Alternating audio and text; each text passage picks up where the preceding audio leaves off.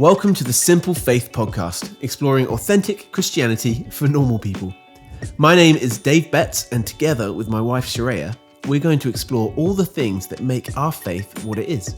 From looking at the big picture of the Bible to exploring the tough questions that might be getting in the way of your relationship with God. We're not going to use unnecessarily churchy language, and we're not pretending that we have all the answers. And the best bit, we'll never take more than 30 minutes of your time each week. We want to keep it simple, and hopefully have some fun along the way. Thanks for joining us.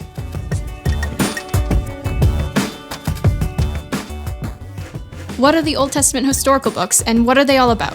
Where do Neil Patrick Harris and Jeff Goldblum fit in? Find out in this week's episode.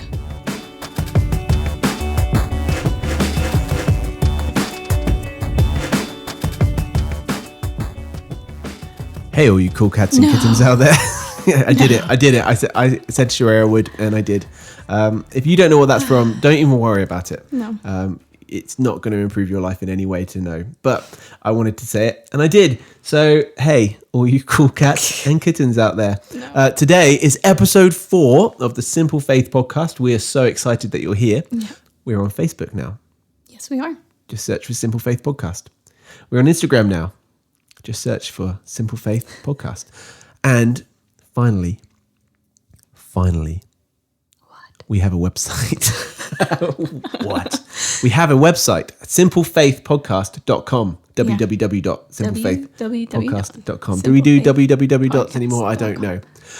But simplefaithpodcast.com. We are going to have all sorts of resources, some kind of deeper reading and resources to help you grapple with some of the stuff we're talking about.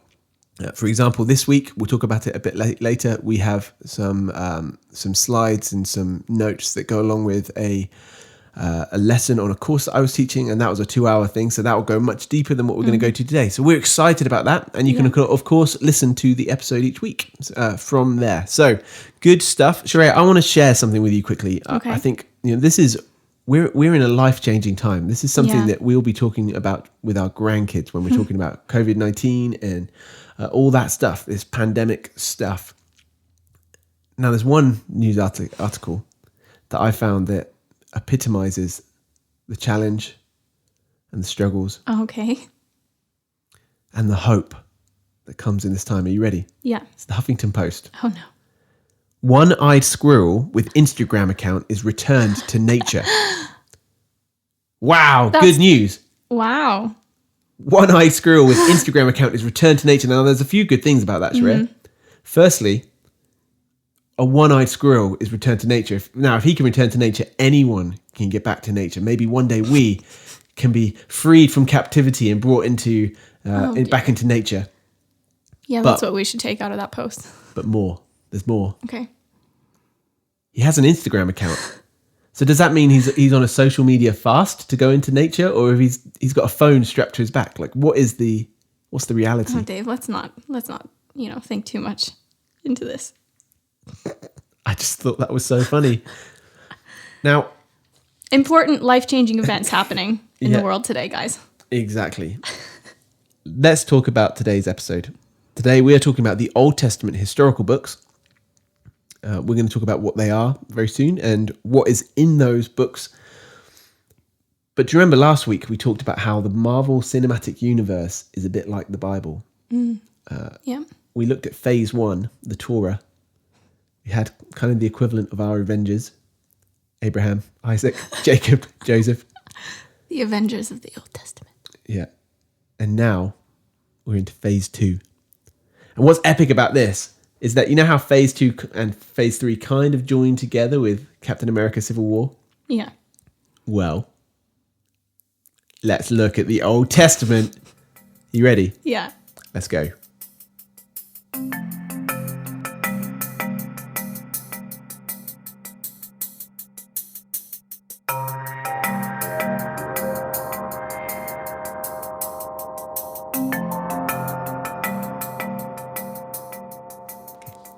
Before we move on, we think it would just be good to look at what we talked about last week about the Torah.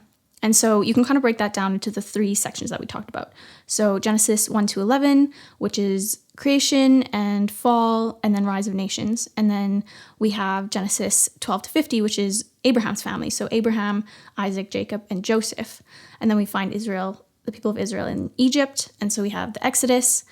And so Moses comes into the picture and takes the people out, these Israelites, out of Egypt and wander in the desert for like 40 years, and now they're waiting to go into the promised land. So that's where we're at. Yeah, good job. So we have the people of God, also known as Israel, and they have the law, the Mosaic covenant that we talked about last week. They have the law, and now they're looking to go to the promised land. And so that's where we've got to with the Old Testament historical books, which goes from Joshua to Judges to Ruth, to 1st and 2nd Samuel, 1st and 2nd Kings, 1st and 2nd Chronicles, Ezra, Nehemiah, and Esther. Those are the books that we're talking about. And it's kind of a misleading title to call them the Old Testament historical books, because obviously the Torah is part of that history as well. So it covers a period of about 1,000 years, from somewhere around 1400 BC to around 450, 400 BC. So there is a lot going on, isn't there? Yeah, there's so much. And so during this time, there's some really key periods. There's the end of the wilderness wanderings and the conquest of Canaan, which is the promised land. There's the period of the judges, and then the period of the kings. And in there, that includes a civil war and a national split. And then there's their exile. And then Ezra and Nehemiah come back to the promised land. Okay, so the outline of the Old Testament is actually not super complicated, because that is it up to Jesus, more or less. There's a period of 400 years of silence, but that's like hundreds and hundreds and hundreds of pages summarized into a short outline. Let me say some of those things again really quickly. So we've got creation and fall, and we've got Genesis 1 to 11, which is the rise of nations. Then we've got the rise of Abraham and his line, and then we've got the Exodus. And from then on, the people conquer the promised land. There's a period where there are judges, which we'll talk about in a minute. Then there are kings. There's a civil war where the nation splits into two. And then the people are conquered, taken into exile, and they're allowed to come back. And that takes us to Ezra and Nehemiah. And that is the entire history of the Old Testament. Everything else fits into that.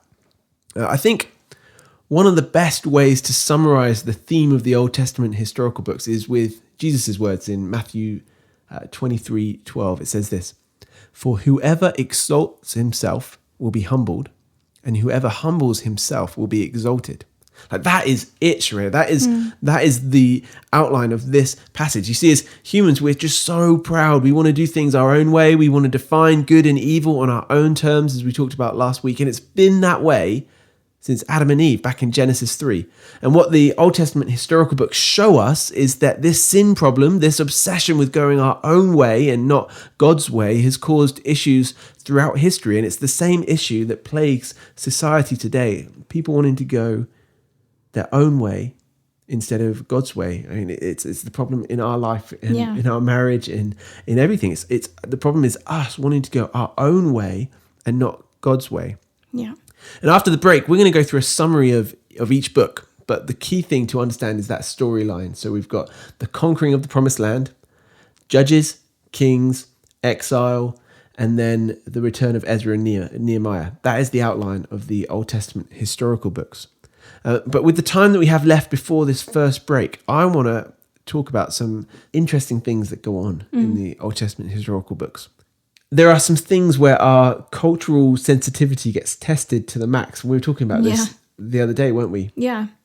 There's a lot of killing, there's violence, a lot of stories where we might be surprised at some of the brutality, and it's hard. It's hard to read that today and understand what we can take out of it. And then there's talk about tabernacles and temples and random place names, and that can all get confusing. By the way, a tabernacle is the dwelling place of God at that time. So although God is in all places at all times, during this period, God chose to make his dwelling place on earth the tabernacle. It was like a kind of like a tent, a portable tent that they would carry around, and In there would be the Ark of the Covenant, which had like the 10 Commandments and things like that in, and only the high priest was allowed into the most holy place, and that's where God dwelled. But that's a conversation for another day. But that's essentially, when you see a tabernacle, that's what they're talking about, is this portable dwelling place of God at the time.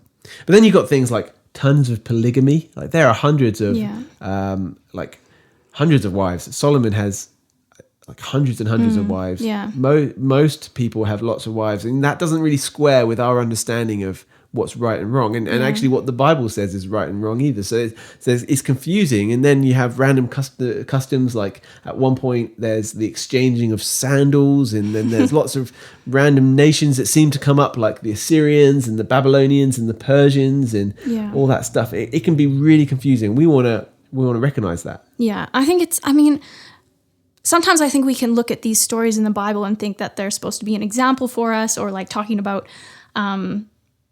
these people that we're supposed to put up on a pedestal or something. But actually, that's not the case. These are broken people who struggle with sin just as much as any of us.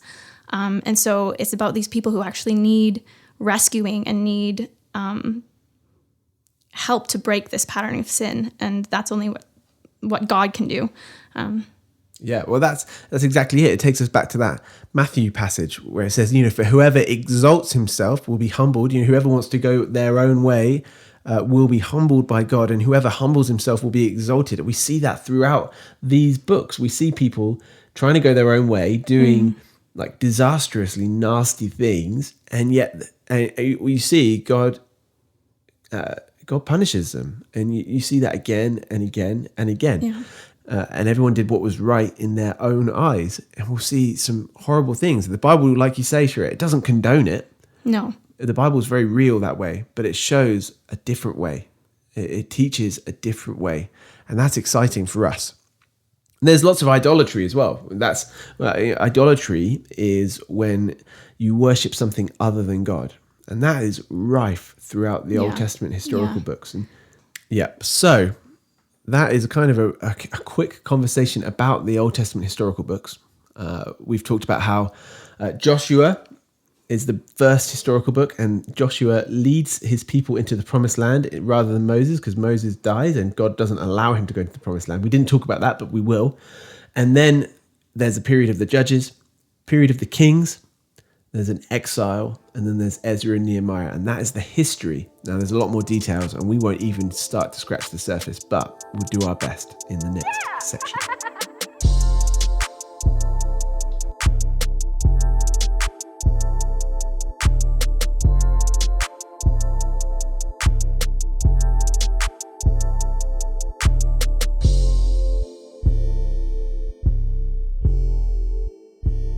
So let's talk about Joshua. Sharaya, which Bible character had no parents? It's Joshua, son of Nun. Oh my goodness. I've been saving that one. I was excited about that. He doesn't really have no parents. His name is pronounced Nun, N-U-N. I think we probably could have made another joke about nuns there. But anyway. Yeah, well, anyways, fun fact. So let's talk about Joshua, Sharaya. Okay, so Joshua is this new leader of the Israelites. He's the new Moses in a way. And he leads the people through the Jordan. It's like this new parting of the Jordan, kind of resembles the parting of the Red Sea. And they go into Canaan and conquer it, basically. So that's him leading the people and conquering Canaan and then dividing it up between all the tribes. Yeah, that's exactly it. And then we get to a period known as the Judges. So Joshua was their leader. He inherited leadership from Moses. Moses dies in Deuteronomy. And Joshua has become their leader. But there isn't anyone to take over from him. And what they end up doing is having a period known as the Judges, where they have these tribal warrior chieftain type leaders to lead the people of God. It's what's called a theocracy, where they aren't ultimately in charge. They're looking to God as their king, and it's a problem. So who was the greatest comedian in the Bible, by the way? Oh, I don't know. Samson, because he brought the house down. So in this period of Judges, you have people like Gideon and Samson and Othniel and Ehud, and you might have heard some of these, Deborah and Barak. Yeah. They might sound familiar, they might not. We're going to talk about them at the end, actually. I'm looking forward to that. But during this period, essentially, there is a cycle of sin. So the people sin, they do what was right in their own eyes. We talked about that earlier. And then God kind of punishes them, and Then the people repent and God raises up a judge to defend them, to protect them. We get all sorts of heroic stories like killing 600 people with an ox goad, which is like a metal pointy stick, basically. It's crazy, quite graphic. And it's actually quite depressing to see how the effects of sin can ravage a people. Yeah. But then we get to the book of Ruth. I just want to we'll bypass the book of Ruth really, just because that's during the period of the Judges. But it's an amazing story. It's kind of like the Old Testament equivalent of the Good Samaritan story. You might be familiar with that.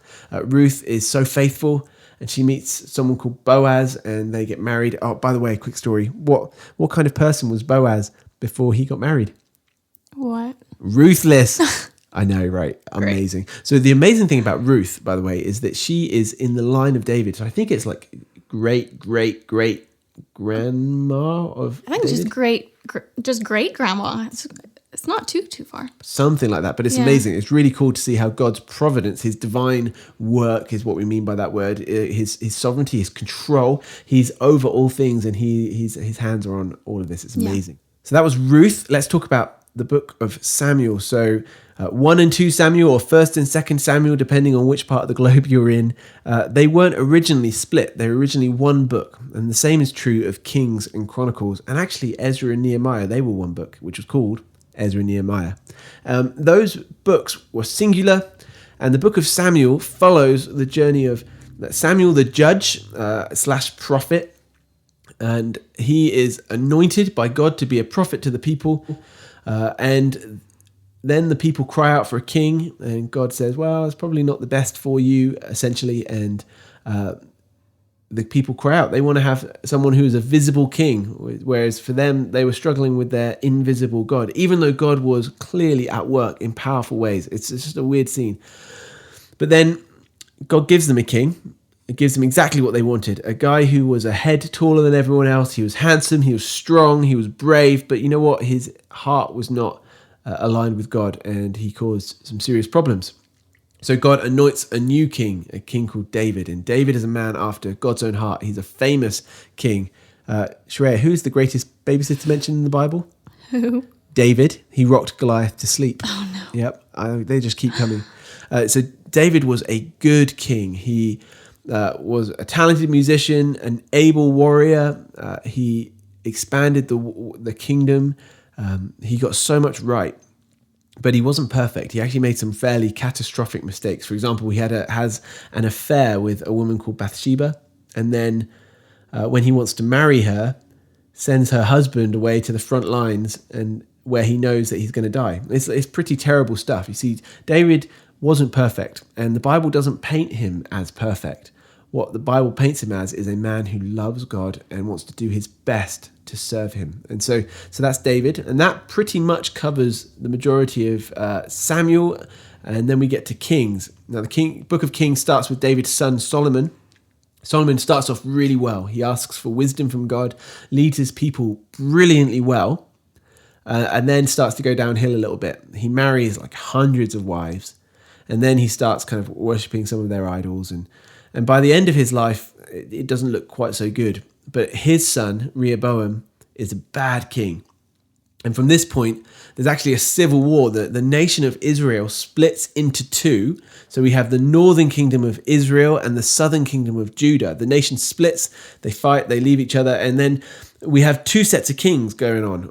And to be honest, they're not great. So we go through a few centuries of pretty terrible kings. Yeah. And that's what the book of Kings follows until something catastrophic happens.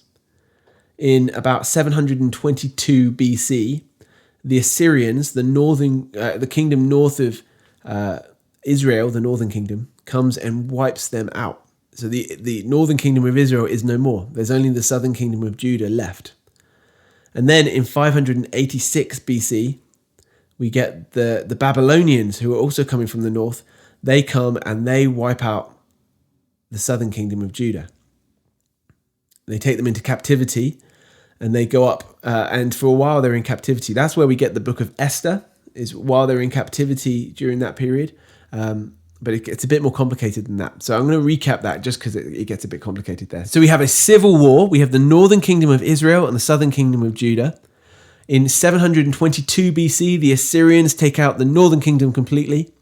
And then in 586 BC, the Babylonians come in and they take the southern kingdom of Judah captive. During that time, we have the Babylonians, who are then taken over by the Persians. So it's all crazy stuff, right? So you've got the Assyrians taking over the northern kingdom, the Babylonians taking away the southern kingdom, and while they're in captivity to the Babylonians, the Persians take over the Babylonians, and that is where Esther is. So after a long period in captivity, the people are allowed, a remnant of the people, the remaining people are allowed to return to Jerusalem to rebuild their city. So Ezra goes back shortly after a guy called Zerubbabel, and this is what the book of Ezra is about. And they rebuild the temple, and Ezra starts teaching the law, reminding people of God's law, that Mosaic law that we talked about in the last episode.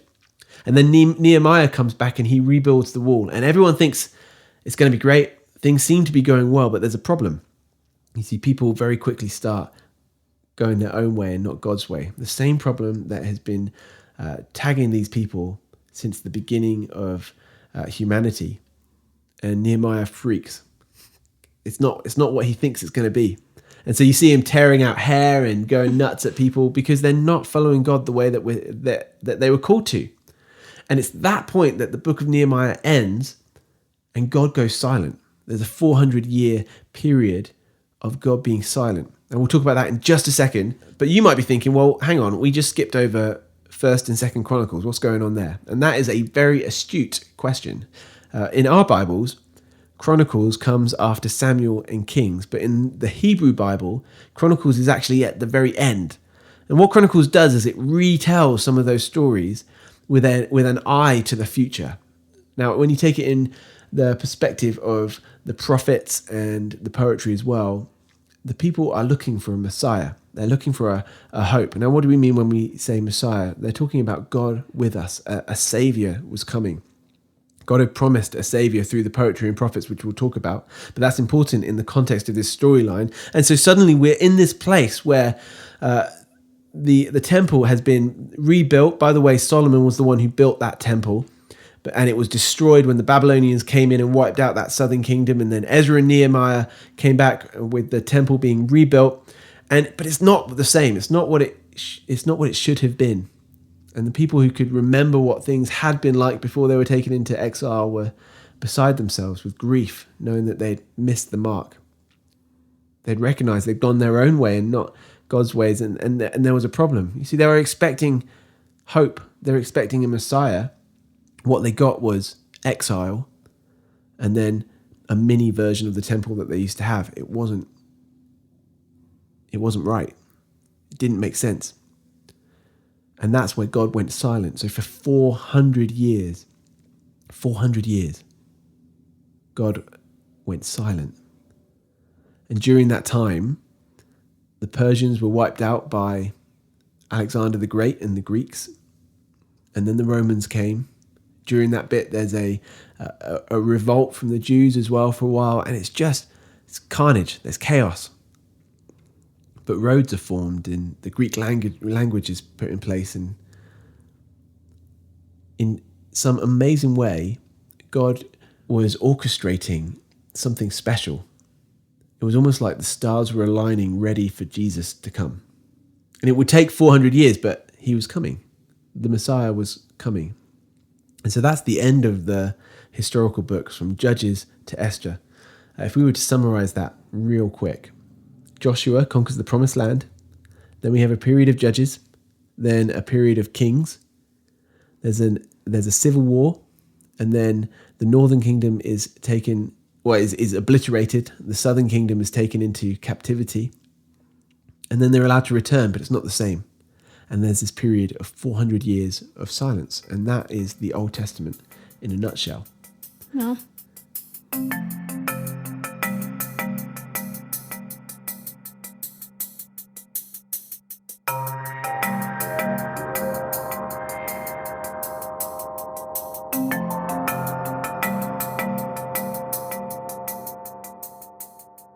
All right, so we are at the point in our podcast where we like to end with a game or just something kind of fun. So what are we doing today, Dave? Okay, I'm kind of embarrassed at this.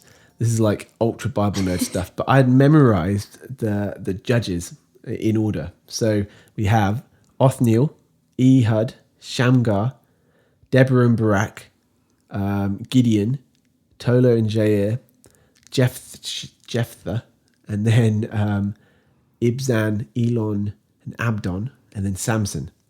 And the way that I memorized those is through a memory palace thing. I was reading this book about memory. It's called Moonwalking with Elvis. I recommend it actually, but I tried to memorize it using visual pictures, and some of the visual pictures I used were ridiculous. I wanted to see if you could come up with some visual pictures to remind you, and then I'll tell you about what mine were. I did come up with some.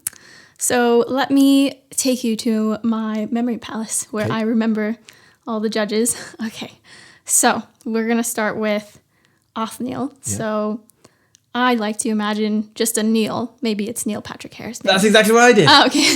Maybe it's Neil Armstrong. But they're kneeling in front of a hood. So then you have Ehud. And then the Vicar. And then you open up that hood and you have Garfield pop his head up. And that's Shamgar.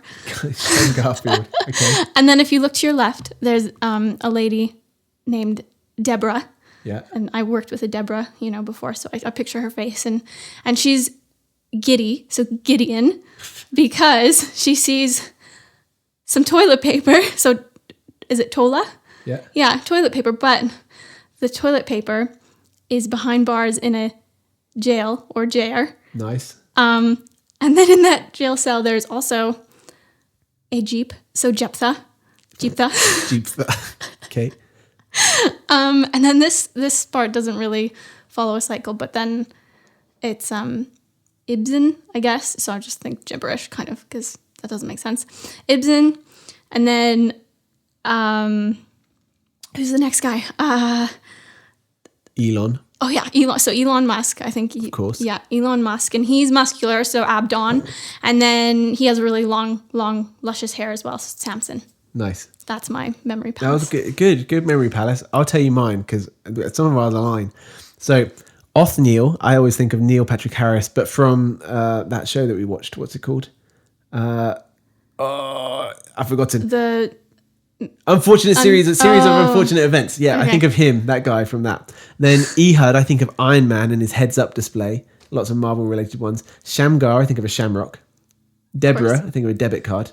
Oh. Barack, well, obviously Barack Obama. Of course. Tola, I think of a Toblerone, like Toblerone. Oh. Jair, I think of Blue Jays, Toronto Blue Jays. Oh, yeah. Blue Jair. Jephthah, I think of Jeff Goldblum. But from Thor 3. So again, lots of Marvel related ones. Then Ibzan. Yo, what do you do for that? I had no idea. In Guardians of the Galaxy, there's a place called Xandar, and there's that guy from Step Brothers who's in there. So Ibzan, Elon Musk, Abdon, I think of The Rock because he's muscly as. So right. I think of The Rock. And then Samson, I think of the guy... Samson? I always say it weird by that point. Samson. I think of the guy who plays Aquaman. Oh, because he has really long hair. He's got long hair. So there you go. There you go. There are memory palaces. So we can put that on the website. I've got a picture of this that I'm going to post. Sharaya, you might have to make a picture of yours, but I'm going to put one on the website. Guys, I am aware that we have gone through an awful lot of stuff in an awfully short time. So please do head to simplefaithpodcast.com where we will post what is normally supposed to be a 2-hour lecture on this. If you're interested in going deeper than we've covered, that's fine. We would love for you to do that. If you have any questions, email simplefaithpodcast@gmail.com or just send us a comment or a message. We would love to hear from you. Yeah. And finally, if you find this podcast helpful, we would just be so grateful if you could share it, if you could tell people about it, or if you could give us a written review. That really helps us to reach other people. And that's what we want to do. We want to reach people. So guys, thank you so much for listening and for persevering through this nonsense that we've got through. And Dave's jokes, thanks. Yeah. For persevering through those. By the way, who was the smallest person in the Bible? I don't know. Nehemiah. Oh, no. Yeah, that was the last one. I forgot to do that one. Let's end it here. Thank you so much. The Old Testament is a beautiful, beautiful book, and we hope that you'll persevere with it. This storyline is a phenomenal phenomenal story that points to Jesus. And as we get to the New Testament in 3 weeks' time, we'll see just how stunning the outcome of that is. So thank you. We'll speak to you soon. Bye. Bye.